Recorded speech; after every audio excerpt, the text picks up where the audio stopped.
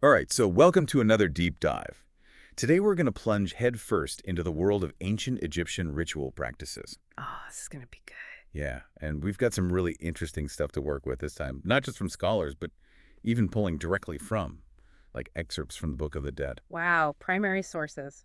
Always exciting. Absolutely. So let's see if we can make sense of all this for our listener and, give them something really concrete and interesting to take away. Sounds like a plan.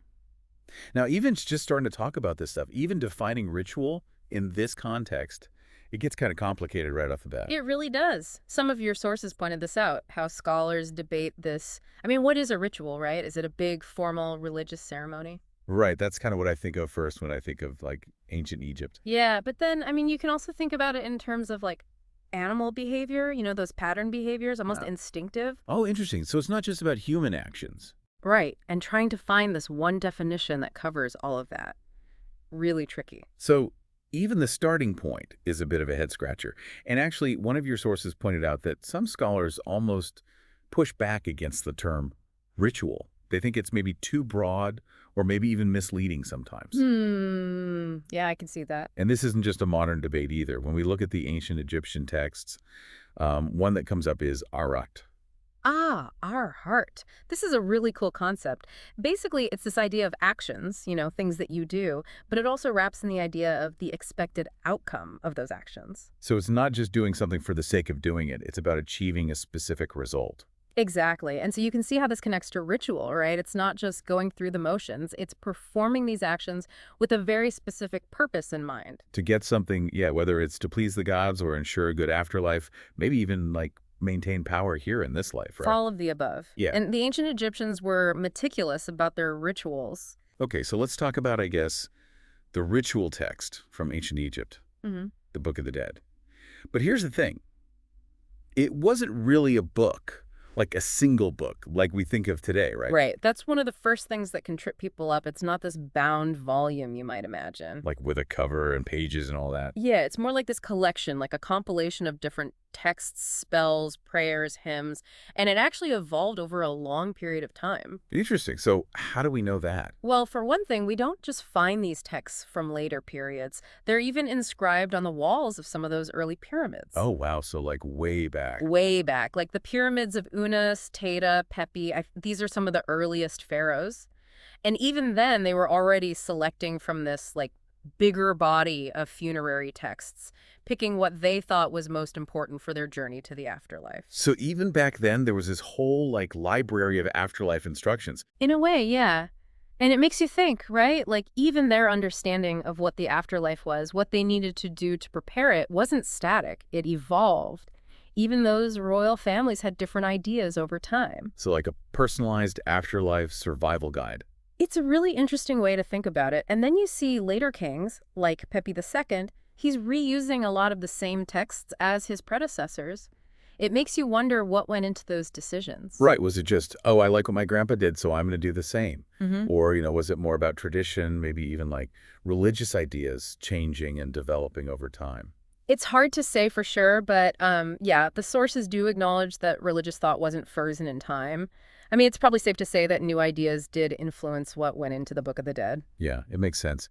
And we even get some pretty specific glimpses into these individual chapters, these spells, whatever you want to call them. Oh, absolutely. And they're fascinating. Like chapter CX-9, where it actually shows the deceased adoring all these gods, or chapter CX-1, which is all about going to heaven with Ra. Oh, yeah. And then there's chapter CX-2 where the deceased is imagining seeing their own house or their tomb. It's like they're already there in the afterlife. It really paints a picture of what they were hoping for, what they believed in. Oh, definitely. And when you look even earlier, like at the pyramid texts attributed to Pepi, these themes being welcomed into the afterlife and actually gaining power, they're front and center. It's like they weren't just hoping to survive. They wanted to thrive. Absolutely. You see Pepi arriving in the afterlife, and he's interacting with Isis and Nephthys. These are some serious heavy hitters in the Egyptian pantheon. And then, boom, he's placed right on Osiris's throne. Wow. It's a powerful image. Right. Transformation, power, becoming one with the gods, it's all there. And speaking of powerful deities, I mean, the myth of Ra and Isis, that one's just, wow. What's so captivating about that one? Well, it's Isis, right? She figures out Ra's secret name, and by knowing it, she gains all this power over him. It's like in that moment, she becomes more powerful than the sun god. It really underscores how important knowledge was to the Egyptians, especially this kind of knowledge, the knowledge of words, of magic. So it's not just about strength or brute force. It's about knowing the right things, the right words. In the right ways to use them, yeah. And the dynamic there between like divine authority and this kind of magical power that anyone could potentially tap into, that's really intriguing, isn't it? So it's not like the gods were completely untouchable. Right, even they had to play by the rules, the cosmic rules, you could say. That's a really cool way to think about it. And then we have the Adoration to Amun-Ra hymn from the Book of the Dead. That's a good one. It's like a full-on ode to Amun-Ra, describing him as the creator, the sustainer of everything. He's even the judge in the afterlife. I mean, it almost sounds like monotheism peeking through. It's interesting you say that because that's exactly what some scholars point to, these hints of monotheism within this polytheistic system. Right. They had all these gods, the Neteru, but maybe they saw them as like different aspects of this one big, powerful god. Possibly, yeah, like manifestations or attributes of that single ultimate source of power. And they often link that ultimate power back to Ra. Yeah, a lot of the time. So, you can't really box the Egyptians into this simple polytheistic category. There's a lot more nuance going on there. Definitely. Okay, so switching gears a bit, the negative confession in chapter CXV of the Book of the Dead, this one seems super important for understanding what the Egyptians considered right and wrong. Yeah, it gives you a real window into their ethics, their moral framework. So what's it all about? It's basically this declaration of innocence. The deceased is standing before these 42 judges in the Hall of Maat, and they're going through this list of like 42 specific things they didn't do. Oh, that's interesting. So it's not just like general, I'm a good person. Yeah. They had to get specific. Very specific. They're saying like, I haven't stolen, I haven't killed, I haven't lied, all these different transgressions. And it wasn't just about showing how pious they were. It showed they understood their duties, not only to the gods, but also to other people. Right. So morality was like baked into their whole idea of getting into the afterlife. Oh, completely. You couldn't separate the two. And then all this leads up to that super intense judgment scene, right? Where they weigh the heart against the feather. Yeah, classic scene. It's so visually powerful. So dramatic. Yeah. So remind me how it goes. Sure. So the heart, which the Egyptians saw as the center of like intelligence and emotion, that's placed on one side of a scale. Okay. And on the other side is the feather of Ma'at. Oh, Ma'at, right. The goddess of like truth and justice and all that. Exactly. She represented cosmic order. And so the weighing of the heart, it was literally like weighing your actions against the standard of truth and justice. Intense. And what happened if your heart was heavier than the feather? Well, that was bad news. It meant you weren't true of voice or makeru. You hadn't lived a good life and you wouldn't be allowed into the afterlife. But if the scales balanced, then you were good to go. Right, you were worthy, and then Horus would escort you to Osiris, who's kind of the king of the underworld, presiding over the afterlife. And Osiris, he's always depicted in this regal attire, usually with Isis and Nephthys by his side. Keeping it all in the family. Right. And then, of course, there are the 4 sons of Horus, each of them responsible for protecting a different organ of the deceased. Imsidi, Hapi, Duamutef, and Kibsenof, they were there to make sure everything stayed intact. Wow, so even in death, you had a whole entourage. Then there's that other ritual, the one that sounds kind of creepy, but also like necessary, the opening of the mouth ceremony. Ah, yes, this one. It does sound a bit odd at first, but it was absolutely crucial. It ensured that the deceased could fully experience the afterlife. So what exactly did they do in this ceremony? Well, it was pretty involved, laid out in detail in the Book of the Dead.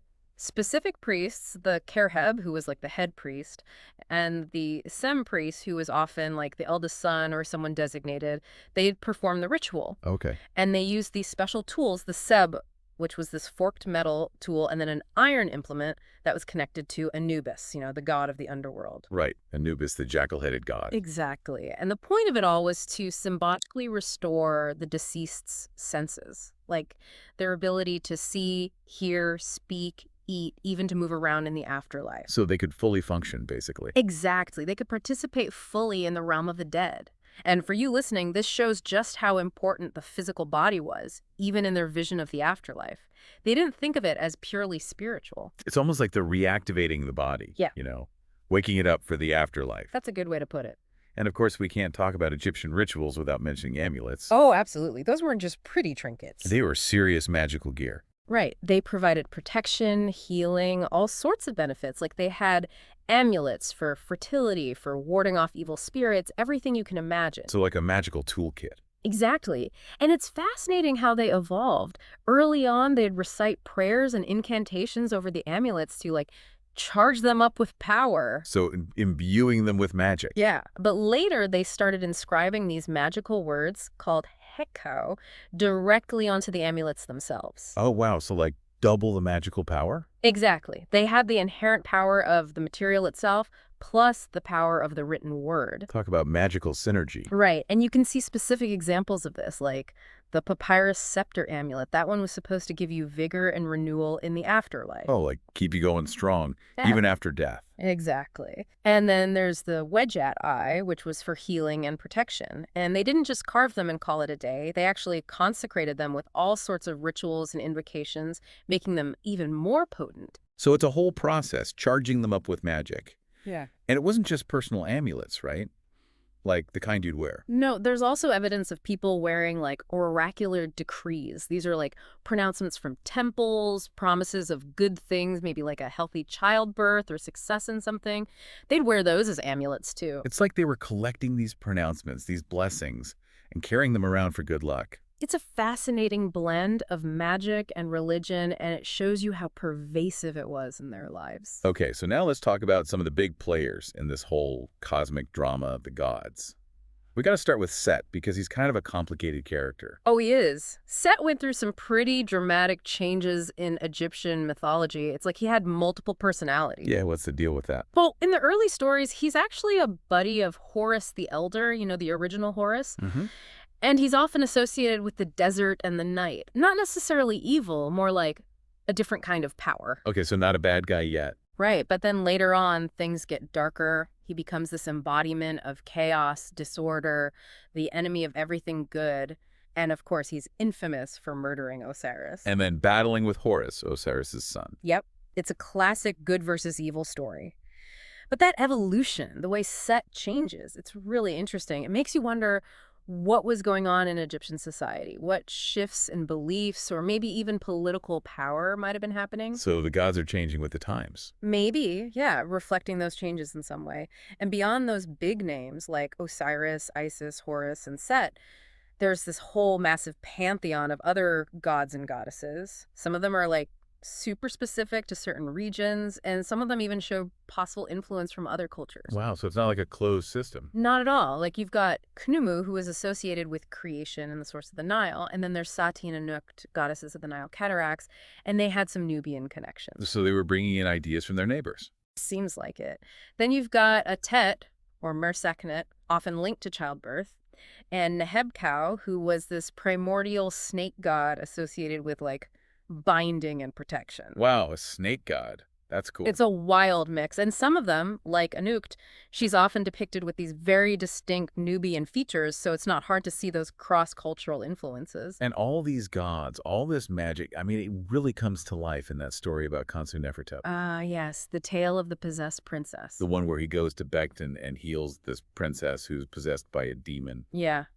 It's a great story, and it really highlights this idea of divine intervention, you know, that the gods could directly intervene in human affairs. And they believed the temple statues literally contained the god's power. Right. That's right. They thought the god could, like, inhabit the statue. And in the story, Khonsu Neferhetep's priests, they actually send his statue to Becton. So the god himself goes on a road trip. It's wild, and it shows the importance of those temple statues, how they weren't just symbols, they were seen as the actual embodiment of the divine. And the story totally worked, right? The princess was healed. She was. It's a story that would have reinforced people's belief in the power of the gods, and specifically the power of the temple gods. And we can't forget about the everyday Egyptians, the people who weren't priests or scholars, the people who maybe couldn't read all those fancy hieroglyphs. Right, the regular folks. They interacted with magic and the supernatural in different ways. Yeah, like your sources talked about these local magicians, people who would perform these rituals that were probably more like visceral, you know, more immediately impactful on the senses. Yeah, it was a different kind of experience. These people were dealing with very real problems in their lives. sickness, bad luck, maybe they felt cursed, and they wanted solutions that they could see and feel. So not so much about the high-level theology, more about dealing with the day-to-day struggles. Exactly. And these magicians, they provided that connection to the supernatural world, a way to influence it, to get some control over the forces that were impacting their lives. And even magic itself wasn't just one thing, right? There was like a good kind and a bad kind. Yeah, the Egyptians recognized this duality. They had white magic, which Mhm. was generally seen as benevolent, used for healing, protection, bringing about good things. The good stuff. Right. And then there was a black magic, which was the malevolent kind, used to harm or curse people. And it's important to remember that a lot of the practices we see in Egyptian magic, you find them in other cultures around the world as well. It's like these universal human ideas about magic. Oh, for sure. And, going back to the afterlife, Yeah. there are also these offering rituals dedicated to Osiris, described in the pyramid texts. They'd offer him food, and they'd even symbolically open the doors of heaven for the deceased. Those offerings, they were so important for maintaining the connection between the living and the dead. The Egyptians believed that the deceased still needed sustenance. They still needed to be cared for. So even in death, they were still part of the community. Absolutely. And the act of opening the doors of heaven, that was a powerful symbol of welcoming them into the celestial realm, granting them access to the blessings of the afterlife. And then there's Abydos, which was like the place to be buried if you really wanted to guarantee a good afterlife. Abydos was the major cult center for Osiris. People believed that if they were buried there, they'd be closer to Osiris, they'd join his followers, and they'd benefit from all the offerings being made to him. Like prime real estate in the afterlife. You could say that. And it really highlights how important Osiris was in Egyptian beliefs about death and resurrection. Yeah, he was the ultimate comeback kid. And it's interesting, with all these different gods, they also had this idea of one supreme God Almighty. Yeah, that's something that often gets overlooked. It wasn't just about the individual gods. They also recognized this overarching, ultimate divine power. And they often connected that power to Ra, right? Like he was the source of everything. Right. He was often seen as the embodiment of that supreme god. And all the other gods, they were seen as like emanations or attributes of that one ultimate power. So it's like this big cosmic web with all these different gods connected back to one source. That's a great way to think about it. It's a much more nuanced and complex understanding of their religion than just saying, oh, they had a bunch of gods. Okay, so to wrap this all up, we've covered a lot of ground here, a whole deep dive into the world of ancient Egyptian ritual practices. We have. We started with the very definition of ritual, unpacked the Book of the Dead, explored the opening of the mouth ceremony, dove into the significance of amulets, and even delved into the roles of different gods, especially Set and his evolving personality. And hopefully we've given you, the listeners, some things to really think about. Definitely, like how the Book of the Dead wasn't just a single book, or how different amulets serve specific purposes. Or how those ideas of monotheism and polytheism kind of intertwined in their beliefs. Right. It's all about understanding the complexity and richness of their spirituality. And this is really just the tip of the iceberg, right? Oh, absolutely. There's so much more to explore in the world of ancient Egypt, but hopefully this gives you a good foundation, a springboard for further investigation. So one last thought for you to ponder. Hmm. The Egyptians were obsessed with rituals, right? But they also put a huge emphasis on personal morality. Yeah, that was key. So how do you think those two things connected in their minds? Like how did those elaborate rituals and their personal conduct, how do they work together to, I guess, ensure a good afterlife? It's a great question to consider. Did they see rituals as like a guarantee? Or was it more about aligning your actions with a certain cosmic order? I mean, it makes you think about those big questions that we still grapple with today, the relationship between what we do and who we are. Yeah, the outward actions and the inner self. It's a question for the ages. It really is. Well, thanks for joining us on this deep dive. Until next time. It's been a pleasure. Bye.